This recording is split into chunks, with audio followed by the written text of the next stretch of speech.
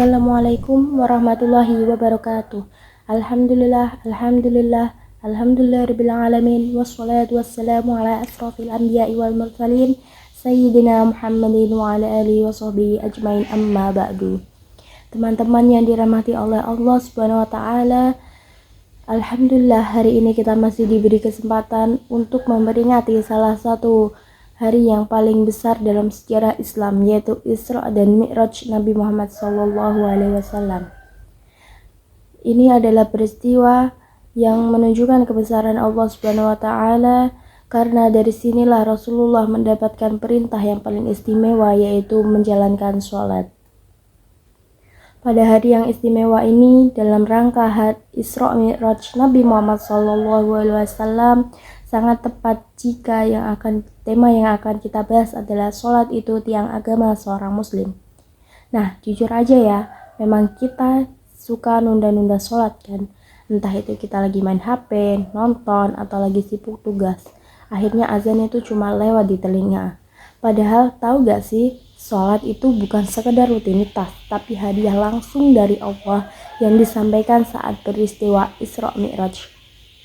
Kalau kita ulas kembali cerita Nabi Muhammad SAW, jadi Nabi Muhammad SAW itu manusia yang paling mulia, diperjalankan dari Masjidil Haram ke Masjidil Aqsa, lalu naik ke langit yang ketujuh, bahkan sampai Sidratul Muntaha, hanya untuk menerima satu perintah, yaitu sholat. Masya Allah, dari sekian banyak perintah Allah, hanya sholat yang disampaikan langsung tanpa perantara malaikat Jibril. Jadi teman-teman, kalau ada yang bilang, cuma sholat aja, berarti dia belum paham. Ini bukan cuma sholat, tapi itu perintah langsung dari Allah. Teman-teman, sholat itu seperti charger iman. Kebayang gak kalau kita gak sholat, iman kita juga pelan-pelan drop.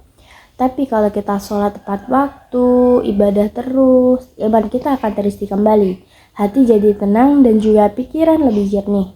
Pada akhir zaman ini, sholat itu dianggap hal yang sepele. Orang-orang sibuk dengan dunianya sendiri, padahal akhirat juga penting untuk kita semua. Terutama generasi muda yang biasanya merasa, nanti aja sholatnya masih muda ini. Justru di masa muda ini kita harus kuat menegakkan tiang agama, agar saat tua nanti hidup kita berdiri kokoh di atas fondasi iman kuat yang sudah kita bentuk dari masih muda. Teman-teman yang dirahmati oleh Allah Subhanahu wa taala, jika kalian tahu, awalnya sholat diperintahkan untuk kita itu 50 kali sehari, dan saat itu Nabi Muhammad SAW memohon keringanan hingga akhirnya Allah menetapkan sholat itu hanya 5 kali dalam sehari. Tetapi yang paling istimewanya yaitu pahalanya itu sama seperti 50 kali kita sholat dalam sehari.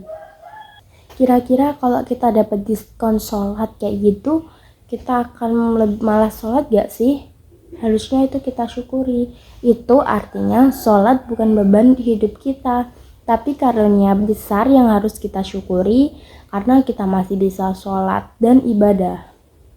Bahkan di setiap gerakan sholat aja itu punya artinya. Contohnya, kita takbiratul ihram.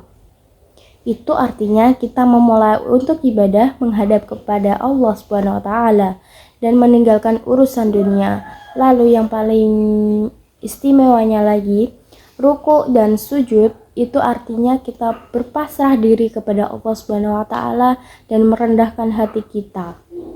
Allah berfirman dalam Quran surat Al-Ankabut ayat 45, Innas sholata tanha 'anil fahsya'i wal munkar. Artinya, sesungguhnya sholat itu mencegah dari perbuatan yang keji dan munkar. Waladikrullahi akbar wallahu ya'lamu ma tasna'un. Dan sesungguhnya mengingat Allah dengan melaksanakan sholat itu lebih besar keutamaannya daripada ibadah-ibadah yang lain. Nah, menurut kalian kenapa orang-orang bisa berbuat buruk seperti itu, padahal kita rajin sholat, kita rajin ibadah? Itu karena sholatnya belum benar-benar dihayati dari hati. Sholat yang baik itu bukan cuma menggerakkan tubuh, tapi juga menggerakkan hati. Isra Mi'raj mengajarkan kita bahwa sholat itu jembatan antara bumi dan langit. Tanpa sholat, hubungan kita dengan Allah itu terputus. Tapi dengan sholat kita bisa naik mendekat kepadanya 5 kali sehari. Teman-teman, kalau Nabi Muhammad SAW rela menempuh perjalanan panjang, menembus 7 lapis langit untuk membawa perintah hanya sholat loh. Masa kita masih malas untuk melangkah beberapa meter dari tempat kita menuju ke sajadah? Mulai hari ini, yuk sama-sama kita jaga sholat kita. Kalau azan lagi berkumandang, jangan bilang nanti aja. Kalau lagi sibuk tugas atau main HP, coba berhenti sejenak, lalu kalian wudhu, lalu sholat, dan itu tuh buat hati kita lebih tenang. Karena sesungguhnya sholat itu bukan sekedar kewajiban, tapi pertemuan istimewa antara hambanya dengan Allah Subhanahu wa Ta'ala. Dan ingatlah teman-teman, jika sholat adalah tiang agama, sholat adalah hadiah dari langit, sholat adalah mi'raj orang beriman. Alhamdulillah, kita sudah masuk di penghujung acara. Semoga kita semua termasuk orang yang menjaga sholatnya dan dijaga oleh Allah di dunia serta di akhirat. Amin amin ya rabbal alamin. Wa aufu minkum, jazakumullahu khairan. Wassalamualaikum warahmatullahi wabarakatuh.